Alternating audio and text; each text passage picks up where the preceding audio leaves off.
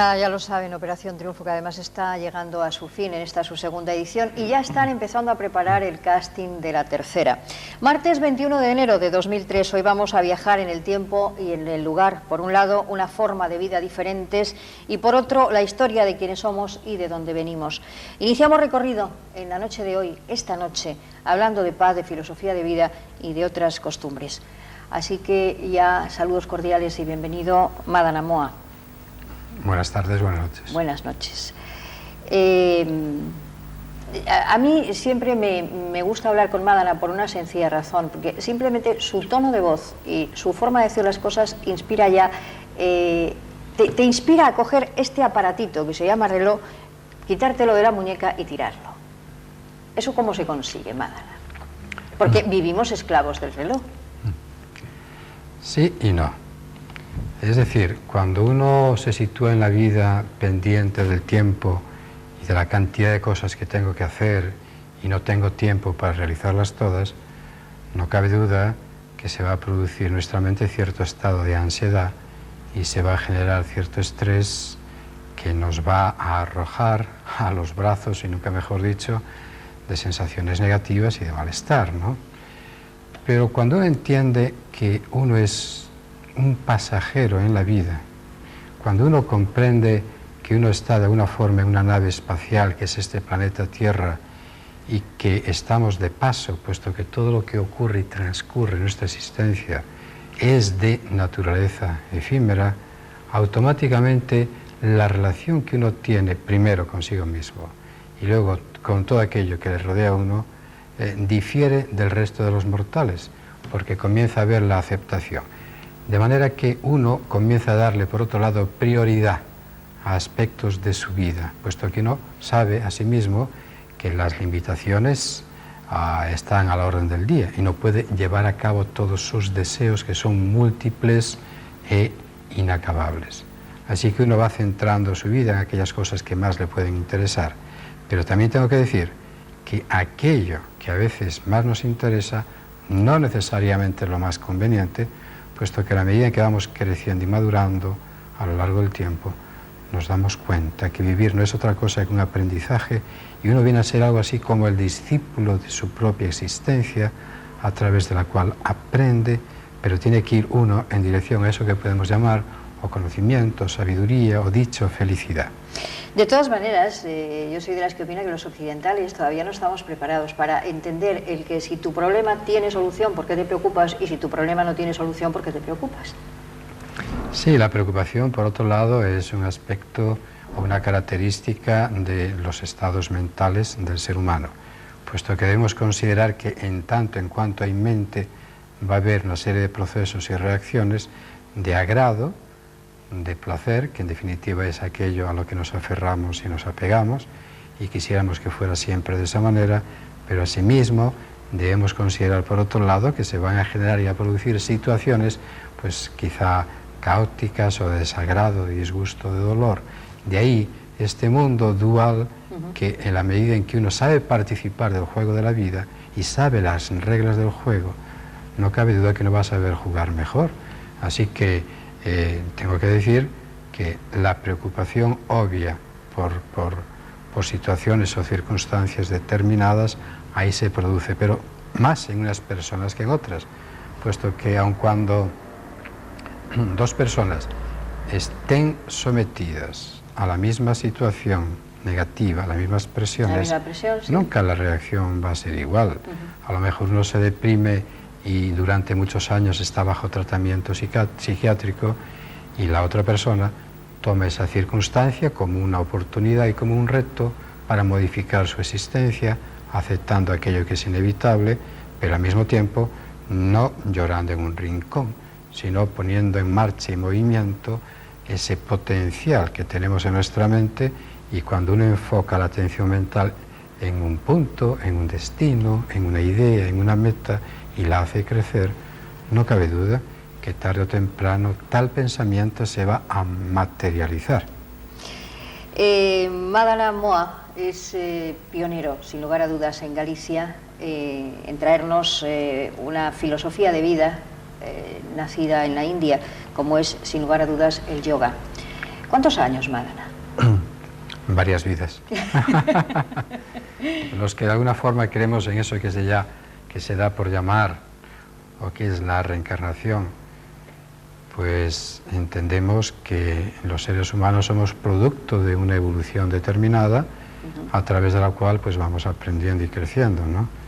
Porque ser o formar parte del destino, del azar, de la providencia, o de alguien que acorde a sus deseos, a unos los envía a sufrir lo indecible y a otros les proporciona todo agrado, todo bienestar, toda cultura, todo conocimiento, pues hay que pensárselo mucho cuando cualquier padre, cualquier madre, cualquier ser humano cariñoso, caritativo, solidario, entrega tantas cosas por y hacia los demás, ¿no?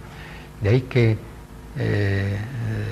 pienso que debemos entender o reflexionar, cuando menos, que al nacer nadie nace con su mente como si fuese una especie de tabula rasa, como si fuese una especie de cuartilla en blanco, sino que ya hay tendencias que se van manifestando en el individuo, lo cual de alguna manera puede dar a entender que hay una serie de recuerdos guardados en la memoria, pero cuya memoria evidentemente pertenece a acciones o situaciones pasadas, que sirviéndose de un instrumento tal cual es el cerebro, y cuando este todavía está fresco en los primeros años, pues hay vislumbres de ciertas realidades, hay recuerdos, hay sensaciones. ¿Con eso me quieres decir que motivamos de esa manera, o sea, encontramos de esa manera nuestra vocación? En muchas personas esa vocación se da de forma muy temprana, puesto que hay una inclinación muy clara a lo que quieren ser de hacia mayores, aquello que quieren hacer. Pero cuando hay a veces tanta confusión y ese mar embravecido que son los pensamientos que se producen uno detrás de otro de forma pues incontable, evidentemente a veces hay que aclarar las ideas para que haya más luz, y cuando esa luz surge, de la misma forma que aquí en el estudio hay una serie de focos, pues impiden que la oscuridad exista. Pues en la mente del ser humano pasa exactamente igual. Es decir, cuando una idea es muy poderosa, no cabe duda que esa tendencia se manifiesta en la vida de la persona. Cuando hay múltiples ideas, múltiples deseos que se producen, a veces es un tanto complejo y complicado encajarlos todos para crear una idea clara de lo que uno es, de lo que uno quiere ser, a dónde quiere uno llegar en definitiva. Como están viendo ustedes, hemos entrado ya en otro ritmo, ya estamos más tranquilos, ya no nos importa demasiado el reloj, y vamos a hablar de cosas que en este momento están de tremenda actualidad, porque no sé si ustedes ya tienen conocimiento de la noticia de que dentro de muy pocas fechas la Madre Teresa de Calcuta va a ser canonizada por la Iglesia Católica. Entre comillas, yo diría que con bastante retraso, porque no creo que haya que demostrar que la Madre Teresa de Calcuta sea una santa para el calendario católico. De hecho, lo ha sido durante prácticamente toda la trayectoria de su vida. Y hoy tenemos una persona que ha estado muy cerca de la Madre Teresa. Bien, pues... ¿Quién era la Madre Teresa? ¿Qué era la Madre Teresa? ¿Qué sigue siendo la Madre Teresa? Bueno, yo creo que hay seres en nuestra vida que son referentes en lo que respecta a los seres humanos, y de alguna forma vienen a ser algo así como guías que iluminan a veces esos aspectos más elevados que se pueden dar en la mente humana, tal cual puede ser pues Gandhi, o la Madre Teresa, o el doctor Albert Schweitzer, o todavía en esta época mi buen amigo Vicente Ferrer. Por otro lado, tenía yo apuntado aquí Vicente Ferrer, que es el que ha cogido un poco el testigo, digamos, ¿no? Sí, sí. Y bueno, pues estas personas dan una muestra, o dan muestras claras, pues de amor incondicional, desinteresado, tratando de favorecer a los más desfavorecidos, e incluso sacrificando su propia vida en pro o a favor de aquellas personas que la propia vida y la naturaleza no les ha concedido nada, absolutamente nada. La Madre Teresa pues era, en este caso, una de estas personas dadivosa, entregada, bondadosa, pero al mismo tiempo no debemos confundir la bondad con la carencia de una serie de recursos personales que tienen que ver con la energía, con el poder, con el empuje, puesto que era una mujer con un tremendo empuje, con gran carisma y con gran carácter. Casi siempre, si vemos a estos personajes, y yo ya he conocido unos cuantos, afortunadamente para mí, y tengo que decir que de alguna forma me sirven como guías o como maestros para proseguir mi propia existencia personal, pues digo que a veces, vistos desde fuera, pensamos que son personas de tal ternura que nunca se enfadan, pero curiosamente son las personas más vitales y con mayor carácter que puede existir, puesto que evidentemente para poner en marcha una energía tan especial y tan poderosa hacia los demás, no cabe duda que el individuo tiene que ser muy fuerte interiormente. Y a mí lo que más realmente me fascinó, pues fue primero su naturalidad y en segundo lugar fue de alguna forma su sencillez, su humildad. Porque recuerdo que yo le había hecho una entrevista para un libro que pronto será publicado, saldrá, sobre grandes maestros de Oriente y de Occidente, donde hay yogis, donde hay científicos, donde hay personajes de la talla asimismo de Vicente Ferrer y de la Madre Teresa. Como era evidentemente la religiosa, yo le pregunto: Madre, ¿tú has visto a Dios? Y la respuesta fue de lo más sencillo y profundo al mismo tiempo: cuando veo a un pobre, estoy viendo a Dios. Cuando le doy de comer a un pobre, le estoy dando de comer a Dios. En definitiva, son este tipo de personas o de personajes que no se desplazan en dirección a algo invisible, sino que son eminentemente prácticos y solidarios, y son... Y calibran lo tangible. Exactamente, y son quienes con sus acciones hacen mejorar la sociedad, porque en definitiva había también un gran maestro, un gran filósofo que se llamaba Krishnamurti, que todos de alguna forma pretendemos cambiar la sociedad, pero cada vez que pretendemos cambiar la sociedad, casi siempre procuramos que tal sociedad esté acorde a nuestros deseos, a nuestras opiniones, a nuestros conceptos. Imaginémonos, no tenemos que imaginarlo, lo observamos lo que ocurre, ¿verdad? Donde cada uno de nosotros proyecta una serie de cuestiones.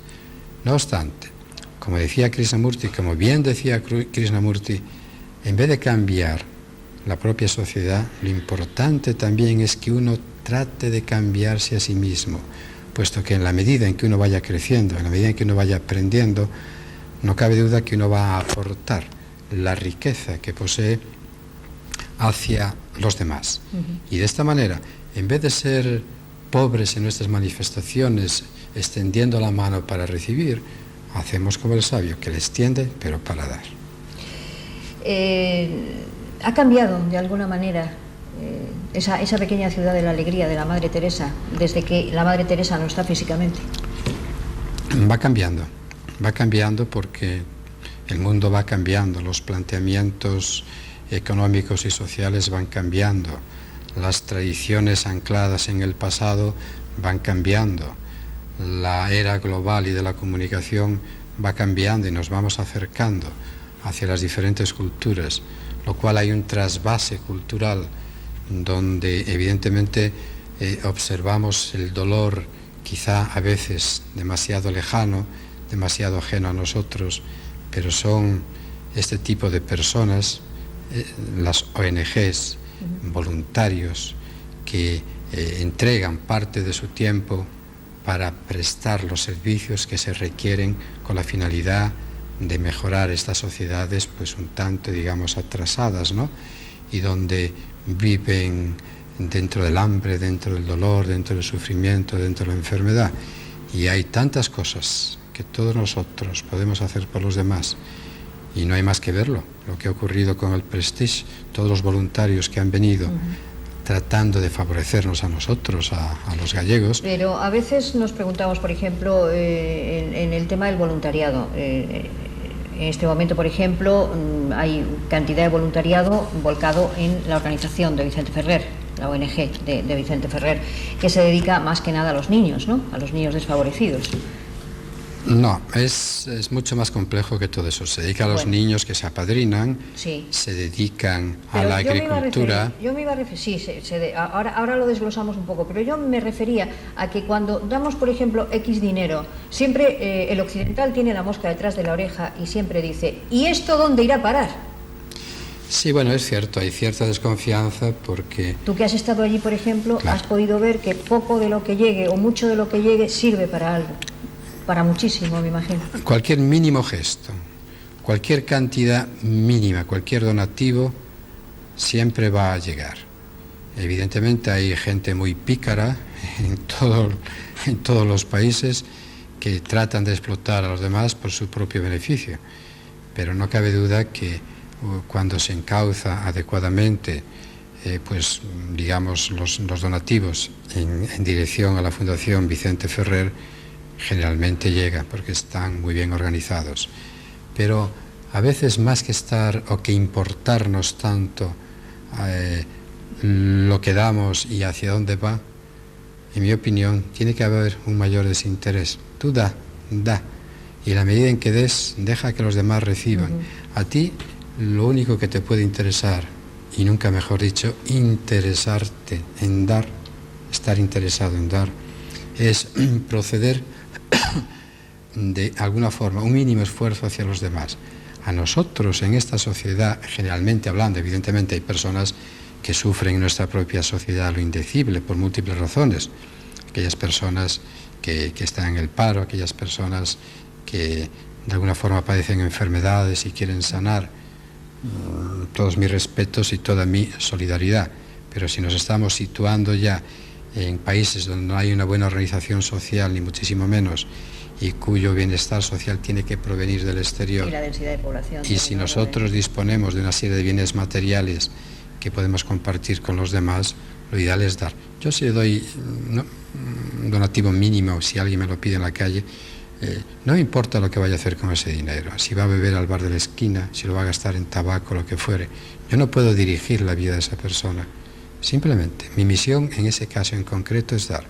Y la responsabilidad, buena o mala, de lo que haga con ese dinero corresponde a la persona. Por lo tanto, no voy a añadir una preocupación más a la existencia, sino que trato de desprenderme de aquellas cosas mediante cuyo desprendimiento pueden llegar o puedo llegar a colaborar con seres mucho más necesitados que yo. Sin embargo, siguiendo un poco con la India, de donde hace muy poquito que acabas de llegar, a mí me llama poderosamente la atención de que los indios no tienen prácticamente, en la gran mayoría, las castas son muy diferentes, pero hay muchas castas y muchos millones de indios que no tienen absolutamente nada. Sin embargo, son personas que viven sin nada y viven enormemente felices. Y encima de la nada que tienen, esa nada te la dan. Sí, es una sociedad, es una cultura que interactúa en todos los aspectos. Es decir, no hay compartimentos estancos creados. Aquí la religión, donde los domingos vamos a ver a Dios y le visitamos. Aquí el trabajo, aquí la familia. Es decir, no hay compartimentos estancos en esa sociedad, sino que todo forma parte de todo. La cultura, la religión, la filosofía, está integrado en el acto del cotidiano vivir. Si uno está trabajando, si uno está divirtiéndose, si uno está orando, si uno está rezando, si uno visita el templo, si uno está comiendo, todos esos son actos que de alguna forma se espiritualizan. Pero no se trata de creer ciegamente en algo, sino que eso que podemos llamar Dios es algo que está presente en todo. El todo está presente en todo, lo cual da lugar a que no haya esa preocupación con respecto al más allá, o si Dios está en tal o cual lugar, que yo soy creyente, pero yo creo en Dios, pero no practico. Esta serie de de... Los indios no se lo plantean. Ese planteamiento no existe de esa manera, sino que es un planteamiento cotidiano donde cada acto que tú llevas a cabo y que realizas está cargado, tiene cierta carga de espiritualidad, que es muy distinto a la religión. La religión a veces podemos entenderla como una serie de principios éticos, una serie de principios fundamentalmente morales y una serie de creencias que normalmente corresponden a la cultura en la que hemos ido creciendo, desarrollando y hemos sido educados, de tal forma que la creencia en un Dios o en Dios difiere mucho si nos hemos educado en una cultura pues islámica o una cultura hindú, y dentro del hinduismo las distintas corrientes filosóficas y de pensamiento y religiosas que existen, e incluso dentro del propio cristianismo las diferentes corrientes que puede haber con respecto al creyente, ¿no? Ellos viven felices sin nada y nosotros a lo mejor somos total y absolutamente desgraciados con mucho. Ese es un poco el planteamiento global, ¿no? Podríamos decirlo. Esa es una forma de plantearlo, pero yo diría que hay muchas maneras de hacer este tipo de planteamientos. Nadie, para empezar, es plenamente feliz, porque los seres humanos, sobre todo en Occidente, tenemos muchísima información. Es decir, vamos alimentando la información, vamos creando información, vamos absorbiendo, vamos almacenando. Sin embargo, en la India no importa tanto la información, pero sí la transformación del ser humano, del individuo. En nosotros hay una serie de mecanismos que todavía están un tanto adormecidos, y se supone que ese amor por la sabiduría o hacia la sabiduría, que es la filosofía, es lo que impulsa al ser humano hacia una búsqueda más profunda. Y la búsqueda profunda engloba aspectos relacionados con ese tipo de preguntas que tarde o temprano nos podemos hacer, sobre todo aquellos que se dedican a indagar, a investigar y a tratar de descubrir y de desentrañar los misterios propios de la existencia. ¿Quién soy yo? ¿Por qué existo? ¿Por qué vengo a este mundo? ¿Por qué nazco en un país y no en otro? ¿Por qué nazco dentro del seno de una familia y no de otra? ¿Pero por qué he tenido que nacer si yo no he dado permiso a mis padres? Y así sucesivamente, ¿no? Claro, si nosotros tratamos de descubrir todas esas preguntas que yo diría son de naturaleza trascendental, es decir, que trascienden aquellas limitaciones en las que estamos atrapados, y de alguna forma viene a ser como una rana que vive en el pozo, atrapada dentro del pozo, haciéndose una serie de preguntas sin saber que hay algo más grande que el pozo, que en este caso sería el océano. Pues es aquí donde en este caso las culturas liberadoras, eso que se llama la filosofía perenne, eso que se llama el descubrir de la esencia en el individuo, eso que se llama en definitiva yoga y filosofía transpersonal, intenta conceder al individuo una serie de herramientas determinadas para que uno trabaje en su propio interior, evidentemente sin descuidar lo cotidiano. No hace falta retirarse a ningún lugar, sino que uno actúa con lo cotidiano. O sea, no es imprescindible hacer un choque tremendo y escoger dejar Occidente y marcharnos a la India, por ejemplo, para ver cómo viven.